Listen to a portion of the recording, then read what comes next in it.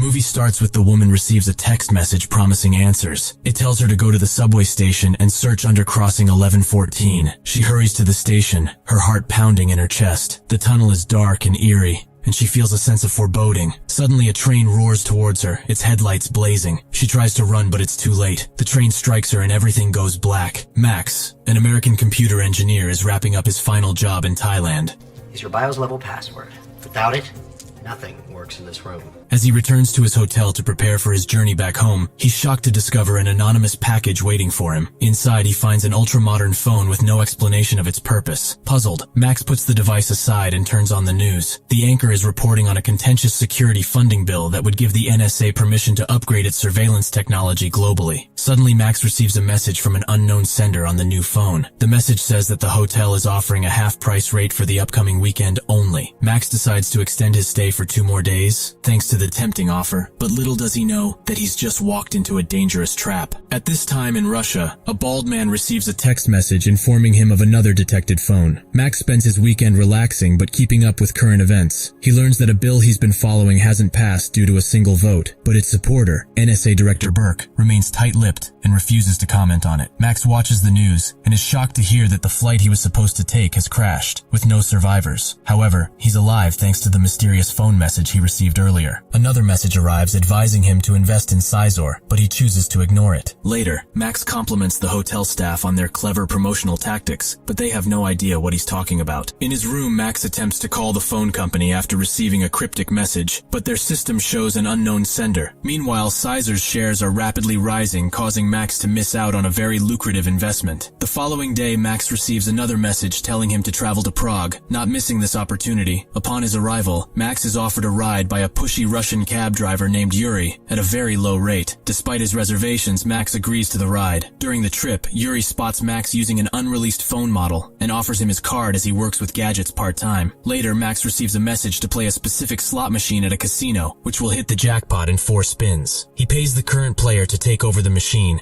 and wins the jackpot as predicted. However, the casino's security team notices and begins to monitor Max. Max receives a message to head over to Blackjack Table 6 and change his prize for chips. He bets everything and wins again. However, he's caught looking at his phone by John's security guard, who informs him that phones aren't allowed in the casino. Not wanting to miss out, Max calls Yuri for help to access his texts without his phone. While waiting for Yuri's assistance, Max returns to his hotel and comes across a couple arguing in the hallway. Camila appears distressed, and Max intervenes only to get punched by the guy. Camila takes advantage of the situation and clones Max's phone's SIM card while he's unconscious. Later, Max flirts with Camila, and they agree to meet up. John's team can't find any record of Max's messages in the system, which shouldn't happen. Meanwhile, Max meets with Yuri, who helps him install a Bluetooth text-to-speech transmitter on his phone. This allows Max to enter the casino with just an earpiece. Yuri is also impressed by the anonymous texts, since they conceal the sender's identity. Max wonders if Yuri can uncover the sender's identity, but that requires advanced hacking gadgets that Yuri can only get in Moscow, where he has access to his sophisticated equipment and connection. Max goes back to the casino and follows the instructions he hears in his ear to win again. John and his men notice this on the security cameras and start chasing Max through the building. Just as Max is about to escape, a special agent named Dave from the FBI stops him and arrests him. John insists that Max is their guy, but Dave doesn't listen and takes him away. Dave takes Max to an abandoned warehouse where he threatens him with his gun to get information about a phone. Max denies knowing anything, and Dave eventually believes him and leaves him alone for some time. Later, John finds out where Dave is hiding and goes to see him. He demands answers, so Dave tells him that they are investigating people who receive financial tips through text messages. These recipients are American, but there doesn't seem to be any pattern to who receives them. The first recipient was an executive at a major credit bureau, the second was a realtor, and the third was the woman from the subway station who worked as an IT administrator at the Department of Defense. Someone has sent a message asking for the firewalls to be shut down to the Pentagon servers. The sender cannot be tracked, and all the recipients have died in suspicious circumstances. However, thanks to Burke's advanced spying system, the FBI was able to intercept the texts and locate Max. To avoid going to jail, Max agrees to work with John and Dave. For his own safety, Max must remain in the hotel, and Dave will keep his phone for the night. The following day, John meets with Muller, the casino owner, who orders him to use all available resources to locate the author of these texts. Meanwhile, Dave contacts Burke, who agrees to activate his tracking system in 3 hours. Max is left alone in the hotel, feeling bored until Camila calls him. They decide to have a drink at the hotel bar and bond over personal stuff. However, their talk is interrupted when John and Dave arrive to pick up Max. They've isolated the signal and the plan is to obtain 3 messages to lock it. John gives Max extra chips for the game. Max returns to the casino and gambles everything away. Unfortunately, luck isn't on his side this time, and he loses. Suddenly, he receives a threatening message warning him not to turn off his phone again, or else he'll be killed. Situation is dangerous, but the message helps Burke's men to track the sender's location to Maryland, USA. However, Burke becomes alarmed when he hears about the location and orders all tracking systems to be shut down. He contacts Dave and aborts the mission, suspecting the involvement of the NSA's Echelon surveillance program. Dave informs Max and John about the termination, but keeps the reasons classified. John suspects that Echelon may be involved. At the NSA headquarters, Burke is going crazy trying to find out who hacked into Echelon to send the messages. However, the system doesn't show any unauthorized access. Later, John tells Mueller about Dave's theory about Echelon, and Mueller orders him to keep an eye on Max. The mysterious organization may try to contact him again since he's still alive. That evening, Max goes to Camila's home where they talk about their feelings and spend the night together. The next morning, Camila receives a phone call reminding her to keep Max occupied and inside their apartment. While Camila is busy, someone sends a text with an address to Max's phone. To check it, Dave sends an agent pretending to be Max, but the plan fails, and the agent gets killed in a car accident caused by someone tampering with the stoplights.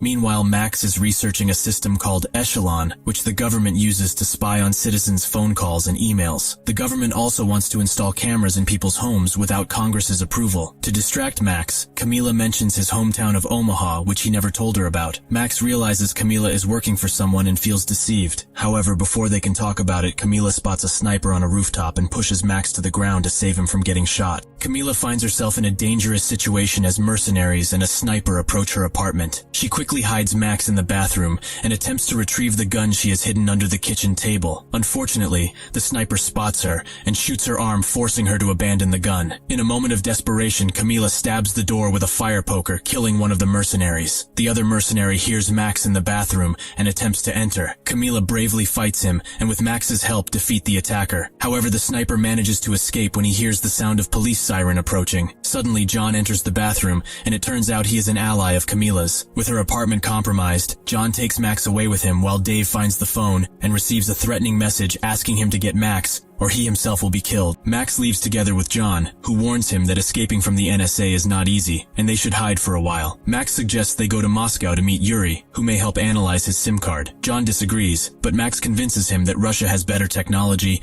and they have no other options. John has cloned SIM card's data, and he can ask Mueller for safe transfer to Russia. After arriving in Moscow, Dave follows them on Burke's orders, as his spying system reveals their location. John and Max meet Yuri, who refuses to do anything with SIM card. John threatens Yuri and convinces him to finish the task in 3 hours. Later, John reveals to Max why he left the FBI. It turns out he disagreed with Burke's tracking policies and talked too much. Upon returning to Yuri's place after 3 hours, John and Max discover that Echelon itself had sent the messages. Echelon had used its spying capabilities to intercept fuel analysis to predict flight crash and read messages to stockholders to gain information on Sizor stocks, as well as on the casino by tracking slot machines and counting cards. Their conversation is interrupted by the arrival of the FBI, prompting John and Max to escape stealing a neighbor's van. They end up in a car chase that ends when they take a wrong turn and get stopped in front of a passing train. John shoots and blows up Dave's car. Dave returns the phone to Max and admits that they need him because Echelon will only communicate with him, and not even Burke can control him now. The NSA is aware that Echelon is sending the messages. Max threatens Dave with his own gun. However, Dave promises to help Max and convinces him to work together. The next message they receive includes the address of the first IT job Max ever did, so they decide to go to Omaha. The place they are headed to is a hangar that was purchased by a startup with the intention of leasing data transfer line. Max has always found it peculiar to house servers in such a building, and even the potential clients were dissatisfied with it. The company was sold at an auction before it was even opened, and the current owner cannot be located. As a result, the place has remained untouched since its sale. The FBI has to use explosives to enter an empty building that contains only servers. Max receives a message to authorize BIOS, which would allow the servers to receive data from outside sources. With permission from Burke, Max begins to work on the task using his admin's password, and he quickly gains access to the servers. However, they find that the servers are empty. The group leaves the building feeling disappointed, but another agent arrives with crucial information. The owner of the building was the real estate agent who died after receiving messages like Max did. Furthermore, the credit card that was used to purchase Max's phone belonged to the same person. This arouses Max's suspicion, forcing him to return to the building. To his surprise, he discovers that Echelon they have been trying to track down down, is moving into the new servers. As a result, Burke no longer has any control over system, and Max was selected because he is only one who knew the password to the server. Echelon managed to escape from the Pentagon by using the IT woman from the train to lower the firewalls. Since Congress did not approve the update, Echelon has relocated so that it can upgrade itself. The servers that he is currently occupying is only a temporary location. In the near future, Echelon plans to occupy every computer on the internet. Dave gives Max the order to put a stop to it, but Max receives a message telling him not to even attempt it. It is at this point that Max realizes that Echelon is showing him financial records, which means that it has taken the entire population's money hostage. This information also explains the last victim who worked for the country's largest credit data storage facility. Max is attempting to bypass the security failsafes